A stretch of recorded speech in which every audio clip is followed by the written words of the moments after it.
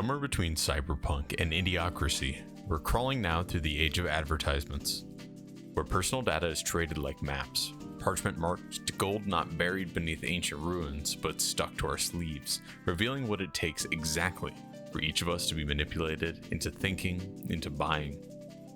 Video games are poisoned in this way. The colossal conglomerate tyrants of the industry wreck through every title they touch. Pestilated are the menus of these games, choked by the smog of microtransactions. Should you find yourself holding your breath long enough to think that you made it to safety and beyond the venom it wishes to inject, you'll notice you never even took a step out of their perfect atmosphere.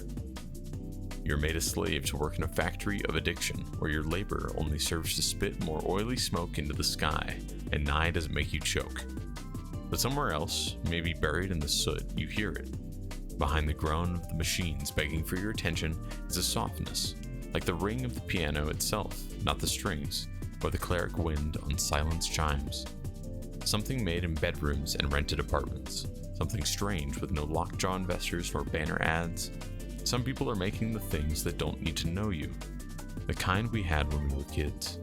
The games that you could talk about at school and the memories that we just can't stop bringing up beside a pool, over the phone, at work, after school.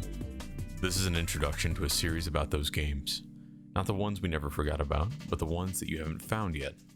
I've heard too many times my peers detest the state of their favorite hobby.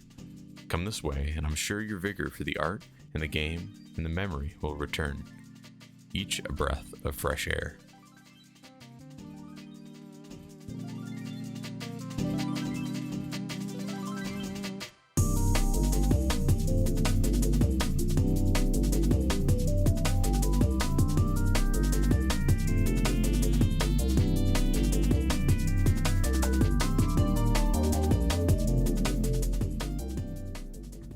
Although this is intended to be an introduction, I feel it's important to garner sentiment towards this content. I'll be talking about a number 0 on my list, but expect each episode hereafter to have more depth and detail in each game. Let's talk a little bit about that background gameplay, and more specifically, Strafetat. Released on October 24th, 2024, Strafetat flew under the radar for some time. Picked up some traction after a few smaller creators covered this undiscovered gem. Since then, however, the popularity has still been dastardly small for the masterpiece it is. You have one game mode, one opponent, one objective. You must kill the other player, then you win. The genius of the gameplay design is in the pacing of the rounds.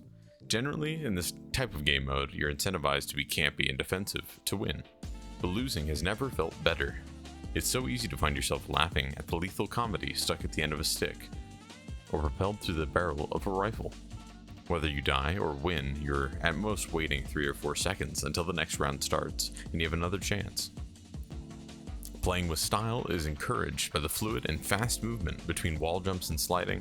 You can glide along the map and meet your opponent head-on in seconds, sometimes less. Beside the gameplay being particularly enjoyable, the graphical style used isn't just a nostalgia trip for early 2000s games. Strafetat uses a particularly lovable cyberpunk tone in its color grading and texture design.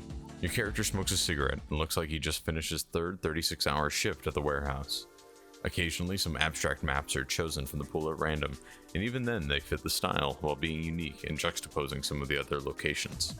On that point, there are over 250 maps in the game, which each have some variation of the game mode, whether it be only melee weapons spawning, or snipers, or vending machines, giving you a chance to snag a Gatling gun or the misfortune of landing a dagger while your opponent collects what seems to be a Barrett with heat rounds. If that isn't enough to open Steam and check the game out for you, it might be worth noting that it's completely free to play, and has a download size of about 6 GB. Here we've landed on a game created solely to have fun, devoid of any predation. Check it out and let me know how it goes. I'll be back next time with another breath of fresh air and a game I hope you'll love.